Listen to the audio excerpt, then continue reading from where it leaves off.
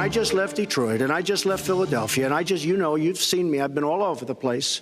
You decided to stay home, and that's okay. I think Donald just criticized me for preparing for this debate. And yes, I did. And you know what else I prepared for? I prepared to be president, and I think that's a good thing. Those were the presidential candidates Hillary Clinton and Donald Trump during Monday's first presidential debate. So how did the candidates do? And were either of them able to reach beyond their base? Joining us to discuss this and to give us his thoughts on the important economic issues at play in the race is CNBC senior contributor, radio host, and author of the new book, JFK and the Reagan Revolution, A Secret History of American Prosperity. Would you welcome Larry Kudlow back to the program? Larry, thanks for being with us. Thank you, Raymond. Appreciate it very much. So you heard that opening there.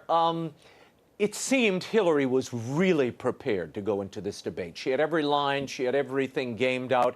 Do you think Donald Trump prepared for this debate or prepared properly? Well, I don't know. I mean, I was not in the inner group doing the prep. Very few people were. So I just can't tell. But first of all, you can't underestimate Hillary Clinton. She's a very smart woman. She did have her lines in tow, and that showed in the debate.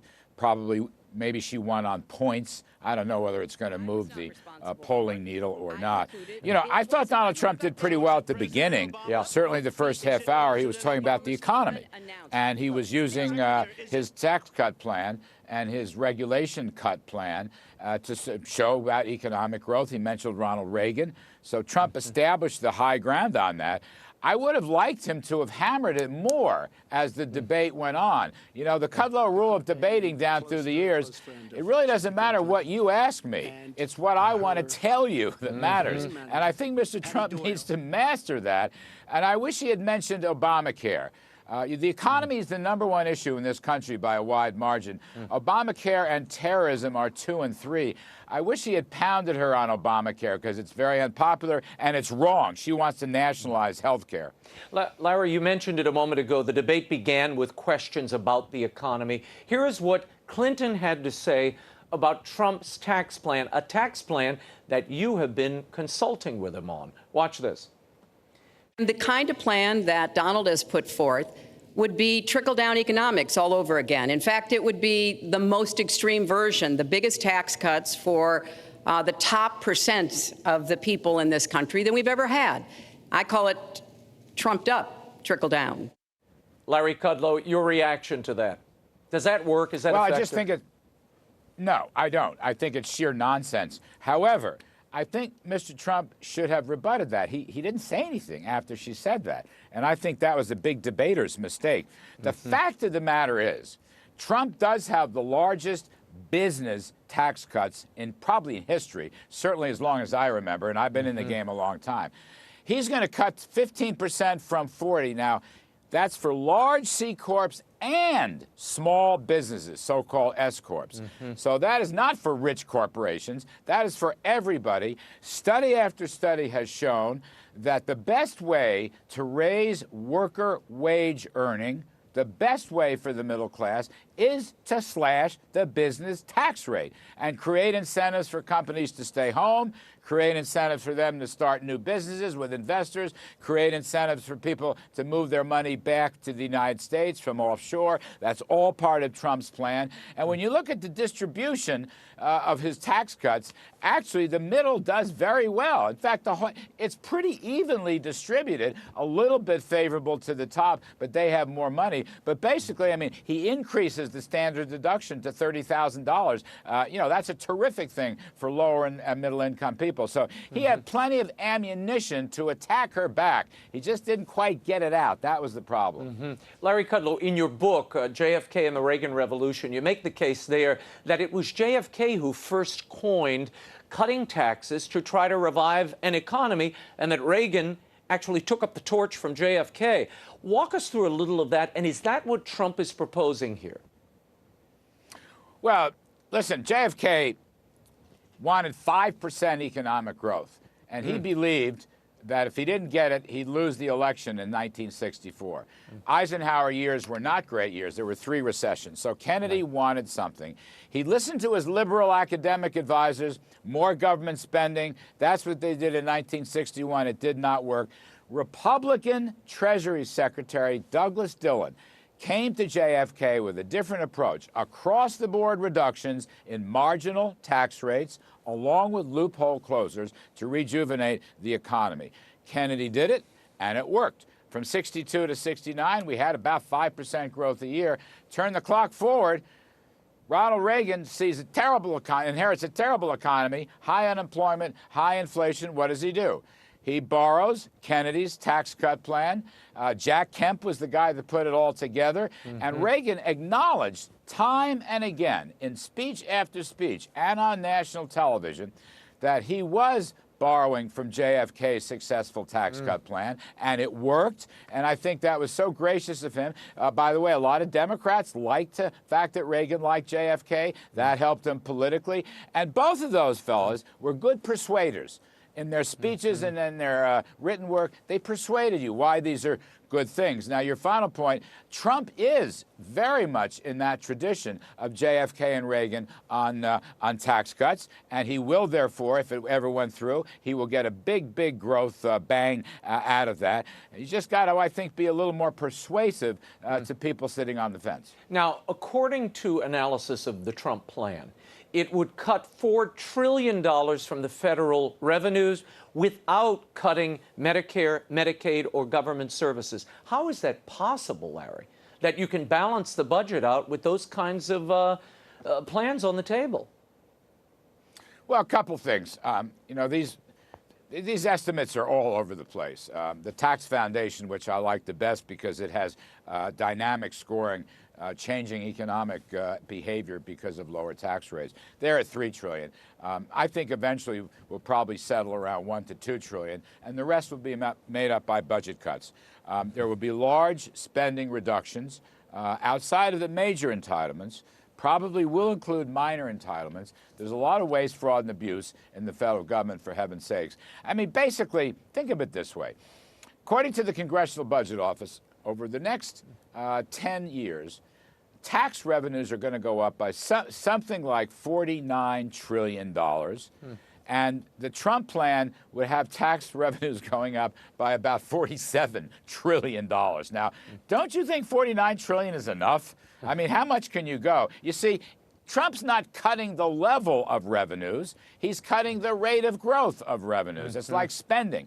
You don't have actual spending cuts or rare cases. You're just slowing down the growth of it. That's all he's doing. These estimates are vastly overrated. But Larry, what matters are economic growth incentives. That's but isn't what it matters. time to really cut something of the spending? I mean, Congress does this all the time with the sequester cuts. All they were doing is lowering the rate of increase from year to year. That's not a cut where I live or in my house.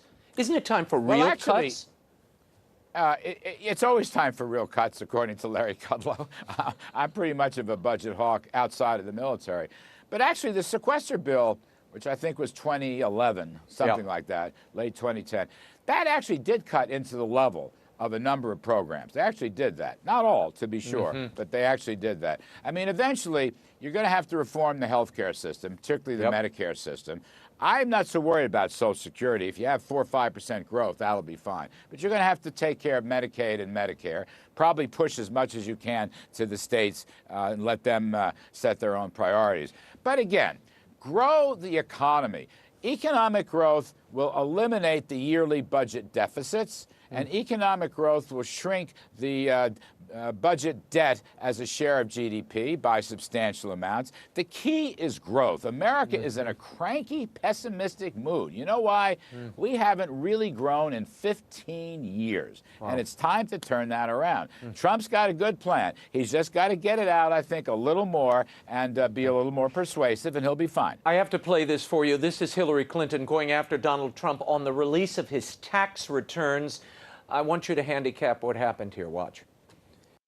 Why won't he release his tax returns? Maybe he doesn't want the American people, all of you watching tonight, to know that he's paid nothing in federal taxes. That makes me smart. If he's paid zero I will release my tax returns against my lawyer's wishes when she releases her 33,000 emails that have been deleted. Larry Kudlow, how does that play to a family just trying to make ends meet? Was that the right approach, the right answer? Well, look, I wouldn't have put it that way myself, but I'm not Mr. Trump. What he's saying is anybody, in business or not, is going to try to have the lowest possible tax payment as they possibly can within the law, obviously. And I think that's what Trump is referring to. I think this has much ado about nothing.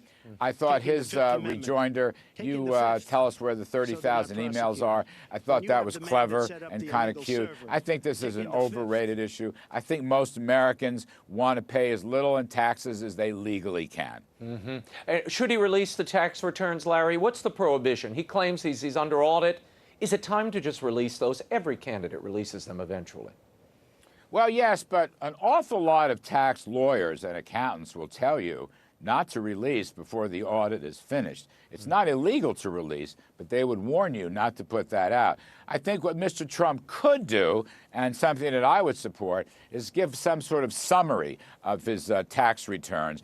Hillary is just trying to make this case that he's hiding something. That's nonsense. Donald Trump is an honest businessman, and even with some setbacks, he has bounced back up and created a tremendous real estate empire. And Mrs. Clinton, should tell us all about the pay-for-play speeches she and her husband have made, and the people that went and saw her in the State Department and gave to the Clinton Foundation. I mean, that stuff, you can go back and forth. Me, I still say this, Raymond. The biggest issue in this campaign is economic growth, wages, and jobs, followed by terrorism, followed by health care reform. I don't think any of this other ankle biting is going to matter one whit. Were you surprised that never came up? Terrorism, the pressure cookers going off, people being stabbed in malls?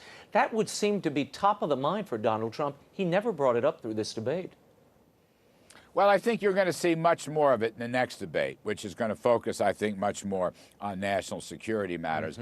I did, however, think Trump did very well in answering and referring to the riots in Charlotte and elsewhere, these horrible riots where people are getting killed. Because Trump has been all along a law and order candidate who is pro-cops. And his argument is, 99.5, 99.9% the cops are right and they're doing a great job. Mrs. Clinton has accused 18,000 police departments around the country of being racist and having racist sentiment, and she wants them to go through new training. I think she's on the wrong side of that issue. I think Trump is on the right side of that issue. Let's talk about Nafta for a moment. Jobs moving overseas and jobs lost, as you mentioned, it's a big issue this campaign season. It came up during the debate. This is what Donald Trump had to say about Nafta, the North American Free Trade Agreement. NAFTA is the worst trade deal maybe ever signed anywhere, but certainly ever signed in this country. And now you want to approve Trans-Pacific Partnership. You were totally in favor of it. Then you heard what I was saying, how bad it is, and you said, I can't win that debate. But you know that if you did win, you would approve that, and that will be almost as bad as NAFTA. Nothing will ever top NAFTA. First of all, she did change her position. She did change her position on the Pacific trade deal. She did indeed. Okay. Because she was up against Bernie Sanders and had to come up with an answer. I mean, and he was so opposed to these trade deals. Right. I mean, look, let's face it. Elizabeth Warren and Bernie Sanders are running a far-left Democratic Party. This is not the party of John F. Kennedy, for example. But putting all that aside, I don't agree with Mr. Trump that NAFTA was a terrible deal.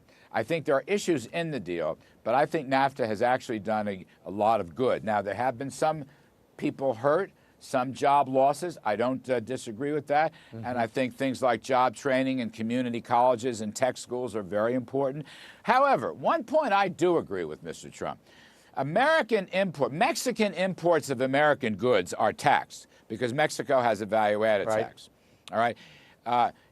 U.S. imports of Mexican goods are not taxed. And that does create an inequality at the border.